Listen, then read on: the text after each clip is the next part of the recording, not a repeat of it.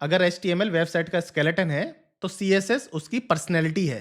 तो आज की इस वीडियो में मैं सिर्फ आपको CSS लिखना नहीं सिखाऊंगा, CSS को समझना सिखाऊंगा। तो आज के इस क्रैश कोर्स को मैंने 10 पार्ट्स में डिवाइड किया हुआ है। 10 पार्ट्स आपको स्क्रीन पर दिख भी रहे होंगे। CSS क्या होती है, कैसे ऐड कर सकते हैं, सिलेक्टर क्या होते हैं, कलर, फॉन्ट, यूनिट्स, इन सबको कैसे आप इंप्लीमेंट कर सकते हैं, box model, flex box, position, और लास्ट में हम सीखेंगे कुछ बेस्ट प्रैक्टिस जो आपको अपनानी चाहिए अगर आप अच्छा CSS लिखना चाहते हैं और अच्छे से CSS को समझना चाहते हैं। इस पूरी वीडियो को समझने के बाद आई डोंट थिंक कि कुछ रह जाएगा CSS में। मैं इतना सफिशिएंट चीज़ें करा दूंगा कि आप CSS में अच्छे से काम करना स्टार्ट कर दोगे। आई नो CSS में बहुत सारी चीज़ें होती हैं, बट आज की इस वीडियो में मैं इतना सब कुछ सिखा दूंगा कि एक पर्टिकुलर वेबसाइट आप बनाना सीख जाओगे और CSS के लगभग मोस्टली सारे कॉन्सेप्ट आप कवर कर लोगे। तो इसमें सबसे पहली चीज जो आती है, सबसे पहले पॉइंट पे चलते हैं, व्हाट इज CSS। CSS की फुल फॉर्म आप सभी को पता है, कास्केडिंग स्टाइल शीट। CSS जो होता है वेबसाइट को सुंदर बनाने के काम आती है।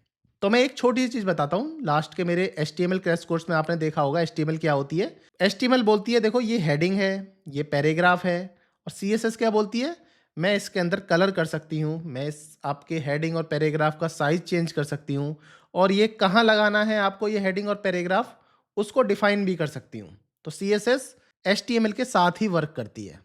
और CSS कहाँ रन करेगी, CSS रन करेगी आपके ब्राउजर पे। कुछ लोग बोलते हैं ब्राउजर का अपना कोई दिमाग नहीं होता, ऐसी बात नहीं है। ब्राउजर जो है अपने खुद के रूल्स फॉलो करता है, इसलिए वो डंप नहीं है, क्योंकि सबसे पहले वो HTML रीड करता है, फिर वो CSS रीड करता है, तो इन दोनों के कॉन्फ्लिक्ट को रिजॉल्व करता है। और अगर कोई लॉजिक हो या फिर कोई लैंग्वेज आपने यूज करी हो, जावास्क्रिप्ट एंड ऑल, तो उसके बाद उसको रीड करता है। तो आपको अभी तक क्या समझ आया, HTML के बिना CSS बिल्कुल न्यूज़पेपर जैसी है। काम की तो है बट बोरिंग लगती है देखने में। किस तरीके से लगती है, सिर्फ नंबर हेडिंग लिखी हुई है, नीचे पैराग्राफ लिखे हुए हैं, कोई कलरफुल नहीं है। तो एक ऐसा न्यूज़पेपर जिसमें कलर ना हो, इस टाइप से HTML लगेगी अगर CSS ना हो तो। चलो पहले मैं छोटा सा CSS का एग्जांपल देता हूँ, फिर वन बाय वन सारे टॉपिक्स को हम कवर करेंगे। मैंने अपना एक HTML फाइल बना ली है, एक फोल्डर बना लिया है, CSS क्रैश कोर्स करके दिखा देता हूँ, और एक फाइल बना ली है index.html। ये आप मेरे लास्ट के HTML के क्रैश कोर्स से देख सकते हैं ये कैसे वर्क करता है। इसके अंदर मैंने एक H1 टैग लिख दिया है, टाइटल में मैंने लिख दिया है CSS crash course, P tags में कुछ दे दिया है पैराग्राफ टाइप। इसको अगर आपको रन करना है तो आपके पास एक एक्सटेंशन आता है लाइव सर्वर करके, पहले इसको इंस्टॉल कर लो। ये मैंने आपको अपने लास्ट लेक्चर में भी समझाया था, HTML के क्रैश कोर्स में भी समझाया था, जिसका लिंक आपको डिस्क्रिप्शन में मिल जाएगा। ठीक है। इसके बाद आपको ये गो लाइव करके बटन आता है एक नीचे, उसको क्लिक कर सकते हो, नहीं तो राइट क्लिक करके ओपन विद लाइव सर्वर कर सकते हो। जैसे आप ओपन करोगे लाइव सर्वर तो आपको कुछ इस तरीके का दिखेगा। मैं थोड़ा सा जूम कर लेता हूँ, देखो इस तरह से दिखेगा, जैसे कि आप न्यूज़पेपर पढ़ रहे हो। ये हेडिंग है, ये उसके अंदर का पैराग्राफ्स है, ये कितना भी बड़ा हो सकता है। CSS मैंने यहाँ यूज़ नहीं की है तो आपको बोरिंग सी लग रही है। तो ये है HTML विदाउट CSS, बहुत बोरिंग है। जब इन दोनों का मिलन हो जाएगा तो ये बहुत ही ज़्यादा इंटरेस्टिंग हो जाएगा। चलो मैं छोटा सा एग्जाम्पल आपके लिए दे देता हूँ। ये P टैग है, इसके अंदर मैं कुछ कलर करने की कोशिश करता हूँ। CSS जो होता है 3 तरह से लगाई जाती है, बट मैं आपको छोटा सा CSS अभी करके दिखा देता हूँ। इसी के अंदर, इस P टैग के अंदर ही स्टाइल लिख लेते हैं। Style is equal to colour, और इसके अंदर मैं लिख देता हूँ रेड कलर। ठीक है, इतना लिखो और चल के देखो, तो देखो आपकी CSS कितनी स्टाइलिश और रेड कलर में आ गई है। तो कुछ लग रहा है कि कलरफुल चीज़ें करने वाले हैं, तो यही है CSS। सेकंड पॉइंट है CSS आप कितनी तरीके से लिख सकते हो। CSS को आप 3 तरीके से लिख सकते हो। पहला तरीका होता है इनलाइन CSS। इनलाइन CSS देखो मैंने आपको लिखा के दिखा भी दी है, इस तरीके से इनलाइन CSS लिखी जाती है। इनलाइन CSS को बैड प्रैक्टिस माना जाता है, इस तरह से हमें CSS लिखनी नहीं चाहिए, क्योंकि इसकी वजह से कोड मैसी हो जाता है, कोड रीयूजेबल नहीं रहता, क्योंकि आपने जो ये लिखा है आपको ये बार बार लिखना पड़ेगा, क्योंकि आपने कहीं ये स्पेसिफिक एक जगह नहीं रखा है, तो कोड रीयूजेबल नहीं रहता, और HTML CSS मिक्स हो जाती है तो पढ़ने में अच्छा भी नहीं लगता, और डिबगिंग भी मुश्किल होती है कि कौन सी CSS आपने कहाँ लगाई थी और कहाँ से जाके देखें।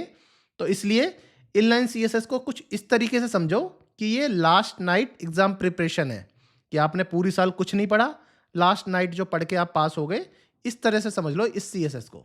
तो एक दिन में हमें पास नहीं होना, तो इस CSS को हम यूज़ नहीं करेंगे, क्योंकि इनलाइन CSS रिकमेंडेड भी नहीं है यूज़ करने के लिए। इनलाइन सीएसएस आप समझ गए। सेकंड सीएसएस होती है इंटरनल सीएसएस। इंटरनल सीएसएस जो आपकी इस एचटीएमएल फाइल के अंदर ही लगे, ना कि किसी स्पेसिफिक टैग के अंदर लगे।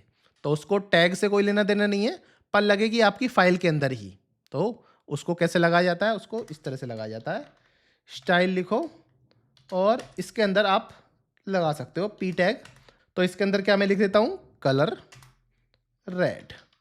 इस तरीके से हम इंटरनल सीएसएस लगा सकते हैं। तो मैंने पर्टिकुलर पी टैग पे ये सीएसएस लगा दी है। तो इस तरीके से जो सीएसएस होती है उसको बोलते हैं इंटरनल सीएसएस। देखो सीएसएस हमारी बहुत ही वर्क कर रही है अच्छे तरह से।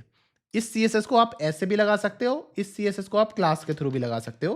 क्लास रखो, यहाँ रखो पी टैग। पी टैग करके मैंने एक क्लास बनाई, उसको कॉपी करो और इस class co dot P tag करके यहाँ यूज़ कर सकते हो। कलर को रेड करके मैं कुछ दूसरा कर लेता हूँ, आरबीजी कलर फॉर्मेट में मैं कोई दूसरा कलर रख लेता हूँ। तो देखोगे तो आपकी सीएसएस एकदम परफेक्टली फाइन काम कर रही है। सीएसएस आपने क्लास के थ्रू भी लगानी सीखी, टैग के थ्रू भी लगानी सीखी। मैं इसको डिटेल में आगे समझाऊंगा, बट अभी समझ लो कि ये इंटरनल सीएसएस है। ऐसी सीएसएस जो आपके एचटीएमएल कंपोनेंट के अंदर ही लिखी जाती है। बट इसमें एक अच्छी बात है कि आप टैग के अंदर इस सीएसएस को नहीं लिख रहे, कहीं अलग जगह लिख रहे हो। लिख भले ही सेम कंपोनेंट में रहे हो, सेम फाइल में रहे हो, बट अलग जगह लिख रहे हो। ठीक है। इंटरनल सीएसएस के भी कुछ ड्रॉबैक्स होते हैं। अगर आप स्मॉल प्रोजेक्ट बना रहे हो तो उसके लिए ये बेस्ट चॉइस है। अगर छोटा सा कोई प्रोजेक्ट बना रहे हो, अगर आप लार्ज वेबसाइट बना रहे हो या लार्ज कोई प्रोजेक्ट बना रहे हो, तो ये उसमें एप्लीकेबल उसमें नहीं होता। ये उसमें ये बैड प्रैक्टिस माना जाता है। तो हम इनलाइन सीएसएस को बड़े प्रोजेक्ट में यूज नहीं कर सकते। ठीक है। तीसरा और मोस्ट इंपॉर्टेंट टाइप होता है एक्सटर्नल सीएसएस। पहले मैं इसको यहाँ से हटा देता हूँ और इसके बाद मैं यहाँ एक लिंक कर देता हूँ अपनी एक्सटर्नल सीएसएस को। इस तरह से लिंक कर सकते हैं। लिंक करो, रिलेटिव फाइल स्टाइल शीट बताओ और HREF की तरह उसका URL बता दो। आप कहोगे ये styles.css लिखा कहाँ है? तो इसको हमें बनाना पड़ेगा। यहाँ लिखो styles.css। ठीक है, ये मैंने बना दिया style.css और ये मैंने लिंक कर दिया अपनी स्टाइल फाइल को अपनी HTML फाइल में।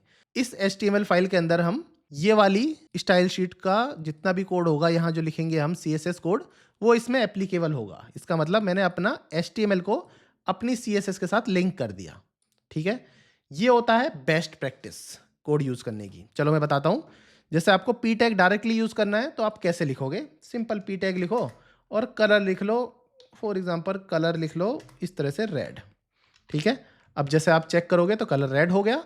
और अगर आप क्लास लिखना चाहते हो, क्लास, तो पी टैग की क्लास को इस तरह से कॉपी करो और इस पी टैग के साथ इसको रिप्लेस कर दो और डॉट लगाना मत भूलना। क्लास है तो पहले हमें डॉट लगाना पड़ेगा, dot P tag. Red colour की जगह हम दूसरा कलर को यूज़ कर लेते हैं, ब्लू टाइप, और सेव करते हैं और चल के देखते हैं। तो देखो ब्लू कलर चेंज हो गया। तो 3 तरीके होते हैं CSS लिखने के। आपको तीनों तरीके मैंने अच्छे से समझा दिए। जो लास्ट तरीका है एक्सटर्नल CSS, वो क्लीन भी है, रीडेबल भी है और इंडस्ट्री में 99% यूज भी होता है। अब अपने तीसरे पॉइंट पे चलते हैं, वो है सिलेक्टर्स। देखो CSS सिलेक्टर भी 3 तरीके के होते हैं। पहला होता है एलिमेंट सिलेक्टर। चलो मैं पहले एलिमेंट सिलेक्टर बताता हूँ। ठीक है, ये पी टैग था, यहाँ से मैंने क्लास हटा दी है। HTML सिलेक्टर सिर्फ आइडेंटिफाई करता है HTML को। तो यहाँ पे जैसे मैं पी टैग लिखूंगा और पी टैग के बाद ये जो CSS लिखूंगा ये पी टैग पे हो जाएगी। H1 टैग लिखूंगा और इस पे मैं कोई कलर दे दूंगा ऑरेंज, तो ये H1 टैग के लिए हो जाएगी। तो चल के देख लेते हैं। देखो ये ऑरेंज कलर हो गया, ये ब्लू कलर हो गया। जो CSS प्रॉपर्टी डायरेक्टली HTML के टैग्स के ऊपर लग जाए, इसके ऊपर, तो उसको बोलते हैं एलिमेंट सिलेक्टर। जो है फॉर एग्जांपल इसमें एक ड्रॉबैक भी है। अगर आप पी टैग पे या फिर H1 टैग पे कोई CSS लिखोगे इस तरीके से, तो वो आपके सारे प्रोजेक्ट के अंदर जितने भी पी टैग हैं सब पे लग जाएगी। अगर आप सब पे लगाना चाहते हो तो ये बेस्ट ऑप्शन है। एक होता है क्लास सिलेक्टर। क्लास सिलेक्टर मैंने थोड़ा बहुत तो आपको नॉलेज दे दी है। जैसे कि क्लास, एक क्लास लिखता हूँ और इसमें लिखता हूँ H1 टैग, कोई भी लिख देता हूँ, कुछ भी नाम लिख देते हैं, और एक क्लास लिखते हैं और इसमें लिखते हैं P1 टैग।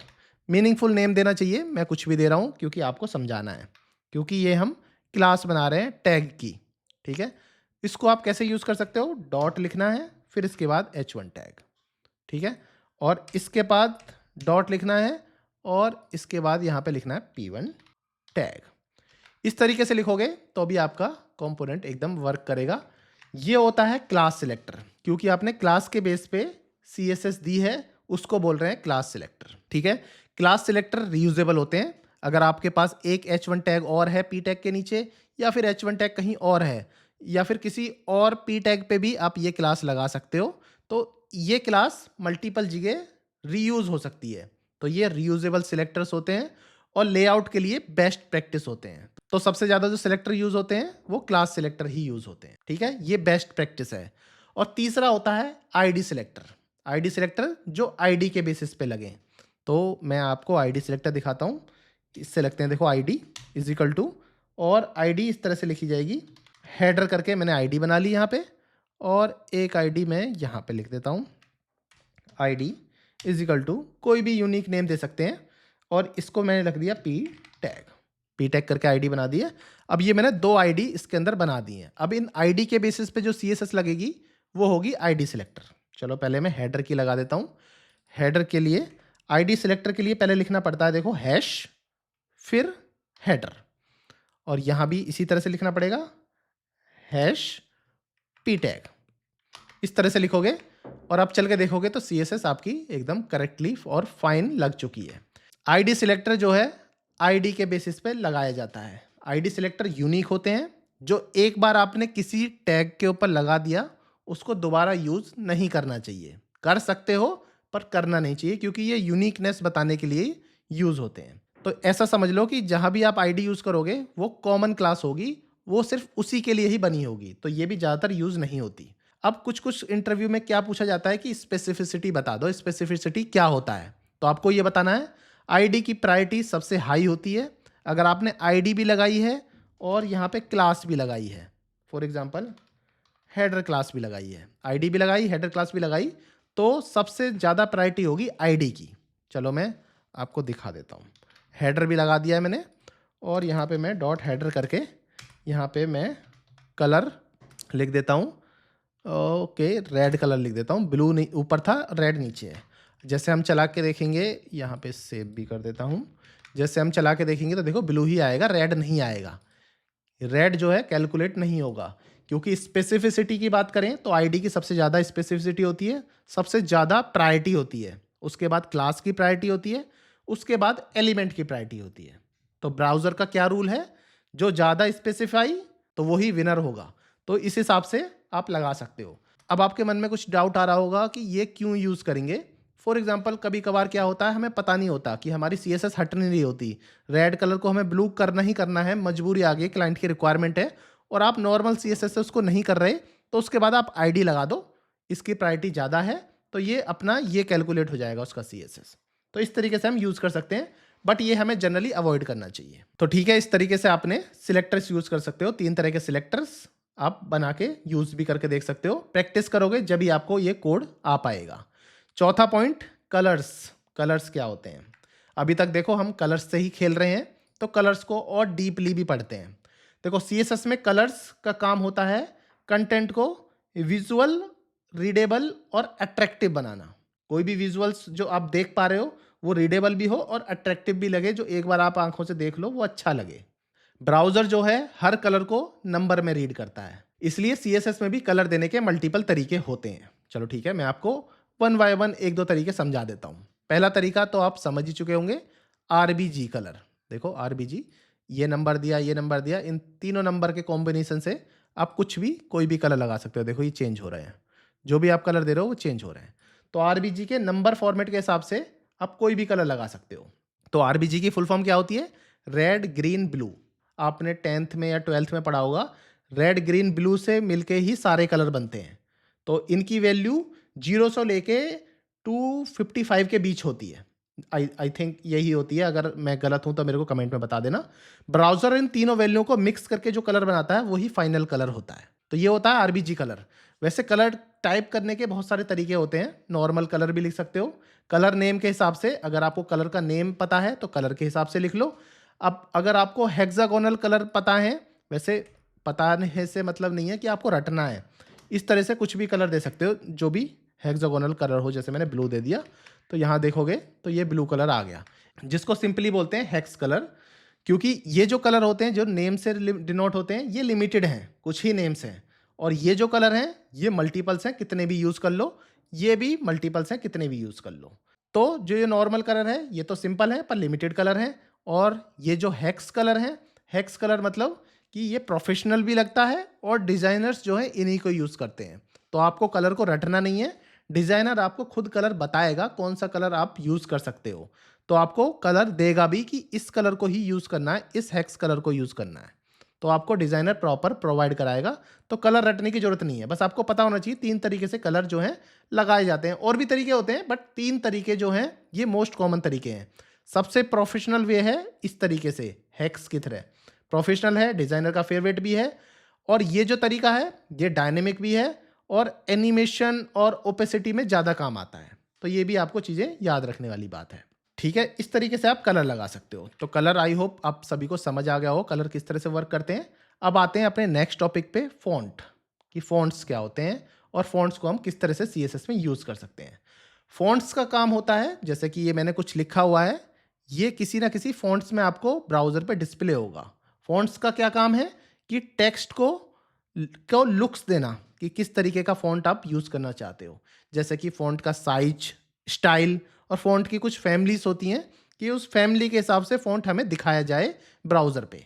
चलो मैं एक एग्जांपल दिखाता हूँ आपको पी टैग में ही, कि फ़ॉन्ट कलर आप कैसे डिसाइड कर सकते हो। ये हटा देते हैं। पी टैग के मैं आपको क्लास का ही यूज़ करता हूँ। क्लास लिख देता हूँ, आईडी की जगह मैं लिख देता हूँ यहाँ पे क्लास, क्योंकि क्लास ज़्यादा यूज़ होती है तो हम क्लास ही यूज़ करेंगे। तो यहाँ भी मैं हेडर क्लास में ही ले लेता हूँ, ठीक है। और हेडर यहाँ पे हम लिख देते हैं डॉट हेडर, क्योंकि क्लास यूज़ कर रहे हैं, और डॉट पी टैग। चलो चेक कर लेते हैं सब चीज़ ऑल ओके है, ऑल ओके है।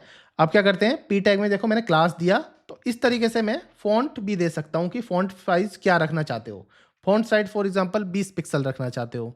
काफ़ी तरीके होते हैं, पिक्सल में भी रख सकते हो, ये चीज़ मैं आगे बताऊँगा। अभी मैं 20 पिक्सल रख रहा हूँ, ठीक है। और अब मैं लिख देता हूँ font family. Font family, font family क्या रख सकते हो, फॉर एग्जांपल मैं रख देता हूँ एरियल। तो 3 तरह की मैंने फ़ॉन्ट फैमिलीज़ को दे दी। अब जैसे मैं आपको चला के दिखाऊंगा तो इस एक अलग टेक्स्ट कलर का आपको दिख गया। फॉर एग्जांपल मैं यहाँ से एरियल हटा देता, इतना ही रहने देता, तो देखो कुछ और अलग तरीके से दिख जाता। सैंस सेरिफ ही रहने देता सिंपल, इतना, तो फ़ॉन्ट का कुछ कलर अलग हो जाता।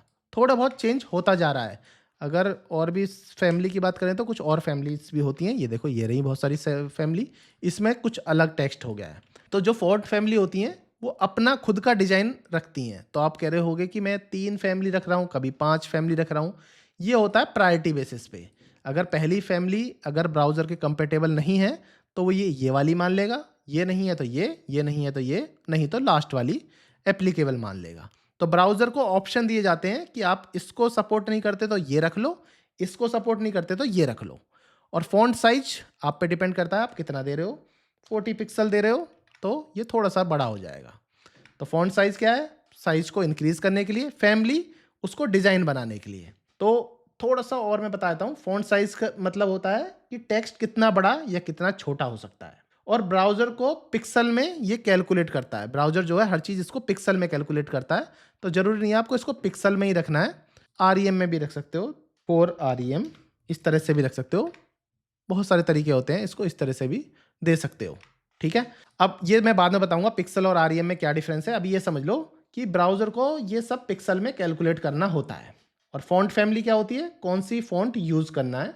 ब्राउज़र जो है लेफ्ट से राइट तक चेक करता है। अगर एरियल नहीं अगर पहला ही मिल गया तो ऑल ओके है, नहीं तो लास्ट वाला सेंस सेरिफ तक मूव करता रहता है एक एक करके जब तक नहीं मिलता। अब आते हैं नेक्स्ट जो है हमारा यूनिट्स। यूनिट्स में मैं समझाऊंगा आपको पिक्सल और आरईएम ये सब मैं क्यों लिख रहा था। यूनिट्स आपको क्या बताती है कि साइज किस रेफरेंस में कैलकुलेट होगा, ठीक है।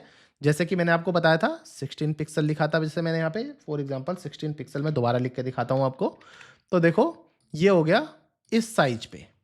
तो मतलब 16 पिक्सल, पिक्सल का क्या मतलब है, पिक्सल मतलब एक फिक्स साइज। अगर आपकी साइज ऑफ स्क्रीन छोटा बड़ा भी है, अगर आप मोबाइल से भी देख रहे हो तो इसी साइज पे दिखेगा, और बड़ी स्क्रीन पे देख रहे हो बहुत बड़ी स्क्रीन पे तो भी 16 पिक्सल ही दिखेगा। तो ये इसलिए पिक्सल जब भी यूज़ करो जब आपको फिक्स साइज बनाना हो। अगर रिस्पॉन्सिव डिज़ाइन बना रहे हो तो इसमें ये इश्यू आ सकता है क्योंकि साइज ये चेंज नहीं करता, जो है फिक्स रहेगा। और एक होता है परसेंटेज। कभी कभी आपने देखा होगा परसेंटेज यूज़ करते हैं कि कोई फॉर एग्जांपल जैसे कि हम अभी इसमें यूज़ नहीं कर रहे, पर मैं लिख देता हूँ, चलो विड्थ यूज़ कर लेता हूँ और 50% विड्थ इसकी यूज़ करता हूँ। ठीक है, अब चल के देख लेते हैं। 50% तो ऑलरेडी है, ये 10% यूज़ करता हूँ। ठीक है, अब चल के देख लेते हैं। देखो 10% ही मेरी विड्थ घेर रहा है स्क्रीन की, बाकी सब खाली है। ठीक है, अब विड्थ 10% मैंने लिखी है, तो ये मैंने लिखी है परसेंटेज में। जैसे पिक्सल में होता है ऐसे ही होती है चीज़ें परसेंटेज भी। तो ये भी यूनिट है, पिक्सल भी यूनिट थी, परसेंटेज भी यूनिट है।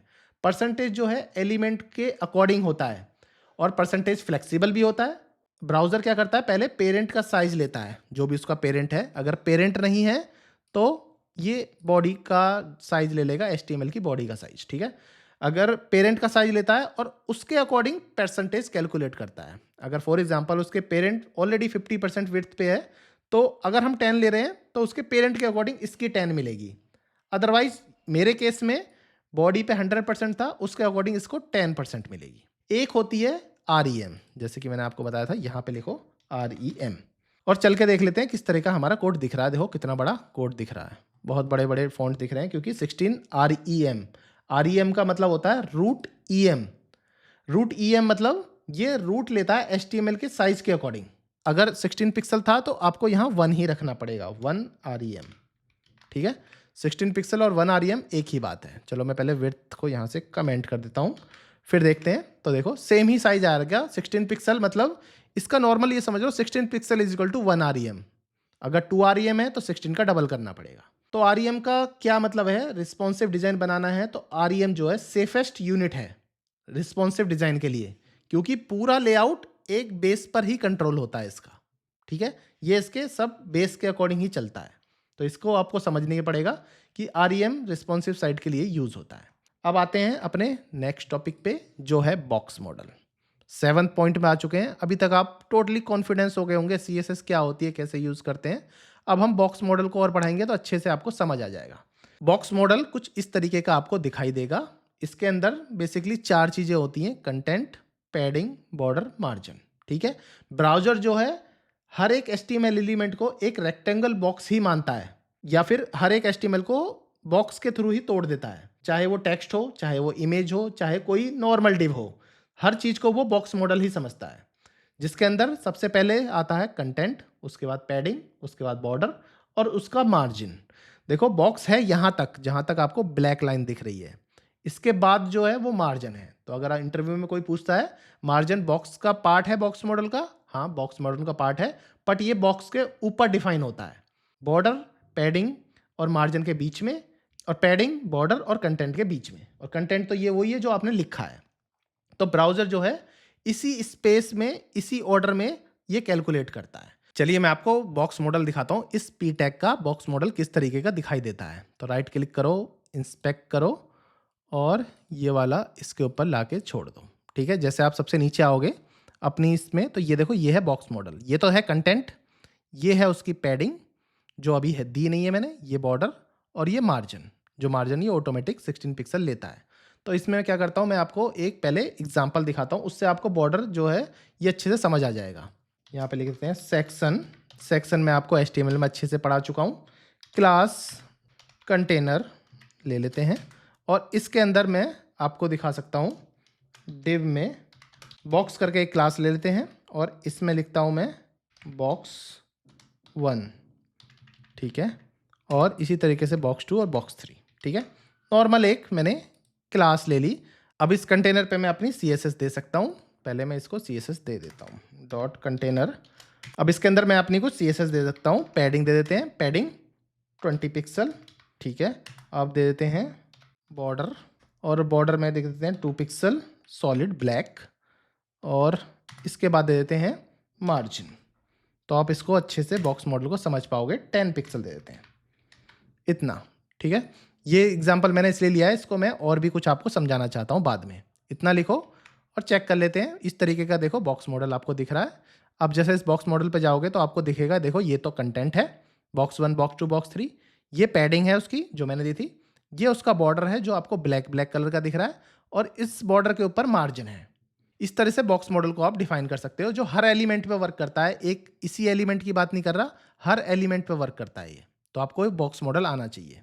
अब आते हैं नेक्स्ट टॉपिक पे, वो है फ्लक्स बॉक्स। फ्लक्स बॉक्स जो है एक डायरेक्शन में ही अरेंज होता है। सबसे पहले आपको पता होना चाहिए ये वन डायमेंशनल है और एक ही डायरेक्शन में अरेंज होता है और उस पे ही कंट्रोल करता है। तो हर एक कंट्रोल करना होता है, किसी चीज़ पे कंट्रोल करना होता है, तो वो फ्लक्स बॉक्स करता है। तो फ्लक्स बॉक्स का एक एग्जांपल समझाऊंगा तो आपको अच्छे से समझ आएगा।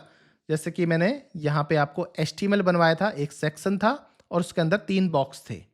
अगर मैं चाहता कंटेनर के अंदर मैं फ्लक्स लिख सकता था। कंटेनर को मैंने एज ए फ्लक्स बना दिया इस तरह से। और चलो ब्राउज़र पर चेक करता हूँ मैं किस तरह से हमें दिखता है। तो जैसे मैं ब्राउज़र पर जाता हूँ तो देखो एक ही डायरेक्शन में आ गए। अभी थोड़ी देर पहले आपने देखा था एक के नीचे एक के नीचे एक थे बॉक्स। अब एक ही डायरेक्शन में आने का वजह है क्योंकि हमने इस कंटेनर पे डिस्प्ले फ्लक्स लिख दिया, क्योंकि फ्लक्स बॉक्स का काम ही है हर एक चीज़ को एक ही डायरेक्शन में लेके आना। ठीक है, ब्राउज़र क्या करता है, कंटेनर के अंदर सब चिल्ड्रन को एक ही लाइन में ले आता है। वो फ्लक्स का काम होता है। फ्लक्स के और भी काम होते हैं, जैसे कि टेक्स्ट अलाइन, सेंटर और जस्टिफाई कंटेंट। इसको भी सेंटर रख लेते हैं। तो जैसे आप चला के देखोगे तो देखो हर चीज़ सेंटर में आ गई है। ये समझ लो कि ये एक्सेस के थ्रू रखता है। ये हॉरिजेंटल एक्सेस या फिर क्रॉस एक्सेस, वर्टिकल एक्सेस, इन सब में वर्क करता है। या तो हॉरिजेंटल करेगा या वर्टिकल करेगा।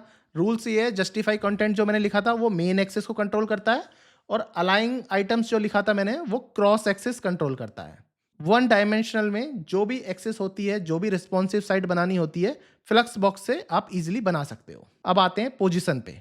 पोजीशन मोस्ट इंपॉर्टेंट टॉपिक है इंटरव्यू पर्सपेक्टिव से भी और कोडिंग पर्सपेक्टिव से भी। वैसे तो फ्लक्स बॉक्स भी काफ़ी पूछा जाता है, बट पोजीशन सबसे ज़्यादा पूछी जाती है। पोजीशन का मतलब ही ये है कि एलिमेंट पेज पर किस तरह से मूव करेगा वो डिफाइन होगा पोजीशन की वजह से। जो नॉर्मल पोजीशन होती है किसी भी टेक्स्ट की, अगर मैंने कोई पोजीशन किसी पे नहीं दी है तो नॉर्मल होगी वो स्टैटिक पोजीशन। एक होती है रिलेटिव, जिसका मतलब है कि एलिमेंट अपनी ओरिजिनल जगह पे मूव होता है पर स्पेस वहीं रिजर्व रहता है। जैसे कि आपने इस डायग्राम पे देख रहे हो कि ये 2 एलिमेंट थे, ये अपनी स्पेस से थोड़ा साइड हट गया, साइड में ऊपर से थोड़ा नीचे हट गया, बट जो अपना स्पेस है वो नहीं छोड़ेगा। डिस्प्ले यहाँ होगा पर उसका स्पेस यहाँ रिजर्व रहेगा। ये रिलेटिव है जो रिलेटिव पोजिशन रखता है। एब्सोल्यूट एलिमेंट क्या होते हैं, अगर आपका पेरेंट्स कोई रिलेटिव है उसके अकॉर्डिंग दूसरा चेंज करते हैं, तो पेरेंट्स के अकॉर्डिंग ही उसकी स्पेस ऊपर नीचे हो पाती है इस पेरेंट के अकॉर्डिंग। अगर फॉर एग्जांपल आपका कोई पेरेंट ही नहीं है तो वो HTML की बॉडी को ही अपना पेरेंट मान लेता है, मतलब पूरे पेज को ही अपना पेरेंट मान लेता है। तो ये इसके बेसिस पे चेंज हो रहा है। जो इसका जो एक्सिस था, एक्स एक्सिस या वाई एक्सिस, उसके बेसिस पे इसको हम साइड में, ऊपर नीचे कहीं भी कर सकते हैं। और एक लास्ट जो होता है वो होता है फिक्स्ड पोजीशन, जो फिक्स होती है। चाहे आप स्क्रॉलिंग करो नीचे या स्क्रॉल करो ऊपर, वो अपनी जगह पे फिक्स रहती है, अपनी स्क्रीन के उस पॉइंट पे फिक्स रहती है। इस तरह से आप डायग्राम से भी समझ सकते हैं। स्टैटिक मतलब स्टैटिक ये रहा, पोजीशन रिलेटिव है तो अपनी स्पेस उसने रखी और रिलेटिवली मूव कर पा रहा है कहीं भी। और एब्सोल्यूट है तो देखो स्पेस जो थी वो हट गई और ये वाला अपने पेरेंट के ऊपर ओवरलैप हो गया। तो इस तरीके से समझ सकते हो कि इस तरह से ये तीनों चीज़ें वर्क करती हैं। चलिए हम पोजीशन के एग्जाम्पल भी समझ लेते हैं, पोजीशन किस तरह से वर्क करती है। तो सबसे पहले चलते हैं अपने HTML फाइल में और यहाँ पे एक सेक्शन और क्रिएट कर लेते हैं। सेक्शन, इसका क्लास रख लेते हैं पोजीशन डेमो करके एक क्लास लिख लेता हूँ। ठीक है, क्योंकि इसके अंदर हम पोजीशन दिखाने वाले हैं किस तरह से वर्क करता है। और ये लिखते हैं एक डिव और एक क्लास लिख लेते हैं पेरेंट क्लास, इसको हम पेरेंट क्लास मान सकते हैं। और इसके अंदर पेरेंट रिलेटिव और एक डिव बनाते हैं चाइल्ड एब्सोल्यूट करके। तो इस तरीके का एक HTML मैंने बना लिया है सिर्फ आपको समझाने के लिए। इसके थ्रू मैं समझाऊंगा एब्सोल्यूट किस तरह से वर्क करता है, इसके थ्रू रिलेटिव। ठीक है, अब चलते हैं CSS पे और यहाँ पे मैं लिखता हूँ डॉट, जो मेरी क्लास थी तो वो थी पोजीशन डेमो। इसको पहले कॉपी करते हैं और यहाँ पे पेस्ट कर देते हैं। पोजीशन डेमो में मार्जिन टॉप दे देता हूँ जिसको 40 पिक्सल रख लेते हैं। इस हिसाब से मैंने दे दिया। अब क्या करते हैं, पेरेंट क्लास को लाते हैं। पेरेंट क्लास के लिए अब हम अलग CSS लिखेंगे, इसमें सारे कॉन्सेप्ट आपको क्लियर हो जाएंगे। पेरेंट के लिए मैं लिखता हूँ पोजीशन रिलेटिव रखते हैं इस पेरेंट को हम, और इसके अंदर विड्थ दे देते हैं ऑफ 300 पिक्सल। ठीक है, और हाइट दे देते हैं और कुछ कलर दे देते हैं, बैकग्राउंड कलर, और पैडिंग दे देते हैं, पैडिंग 10 पिक्सल। ठीक है, इसको हाइट को 200 रख लेते हैं, थोड़ा छोटा कर लेते हैं। ठीक है, ये तो मैंने बना दिया पेरेंट। अब बनाते हैं डॉट चाइल्ड। इसमें हम पोजीशन रख लेते हैं एब्सोल्यूट, टॉप से 50, लेफ्ट से 50, बैकग्राउंड कलर कुछ दे दिया है, विड्थ दे दिया है, और पैडिंग दे देते हैं। पैडिंग दे देते हैं 10 पिक्सल देते हैं चारों तरफ से। ठीक है, इस तरीके से मैंने पेरेंट पे दे दिया, सब चीज़ दे दिया। अब चलते हैं, अब मैं आपको चेक करके दिखाता हूँ किस तरह से ये वर्क कर रहा है। जो नॉर्मल टेक्स्ट जो होते हैं वो तो सब स्टैटिक पोजीशन में ही आते हैं, वो सबको आपको पता है।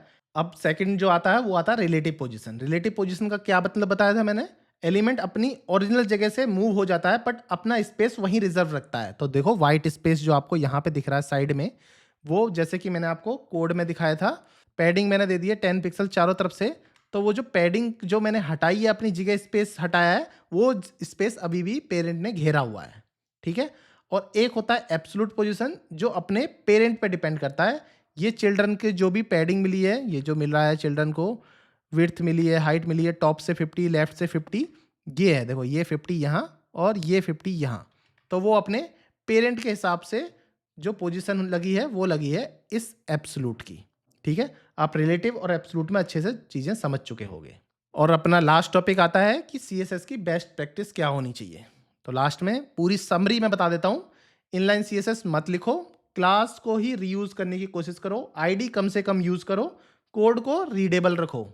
तो गंदा CSS लिखोगे तो फ्यूचर में ये आप ही को ही हर्ट करेगा, आप ही की ऑर्गेनाइजेशन कहेगी कि आपको CSS लिखनी नहीं आती। अगर ये क्रैश कोर्स मेरा आपको अच्छे से समझ आया होगा तो आप अब बिगिनर नहीं रहे हो, आप सीख चुके हो कि कैसे ब्राउजर सोचता है, कैसे आप रिस्पॉन्सिव CSS बना सकते हो, कोड कैसे चलता है, और ये सब आपको मैंने ईजी वे में और शॉर्ट वीडियो में सब कुछ सिखा दिया है। अगर आप चाहते हैं इसी तरह का क्रैश कोर्स मैं और भी लाऊं, जावास्क्रिप्ट का भी क्रैश कोर्स लेके आऊं, इसी तरह से ही टाइप स्क्रिप्ट का भी लेके आऊं, रिएक्ट का भी लेके आऊं, एंगुलर का भी लेके आऊं, तो मेरे को कमेंट में लिखो।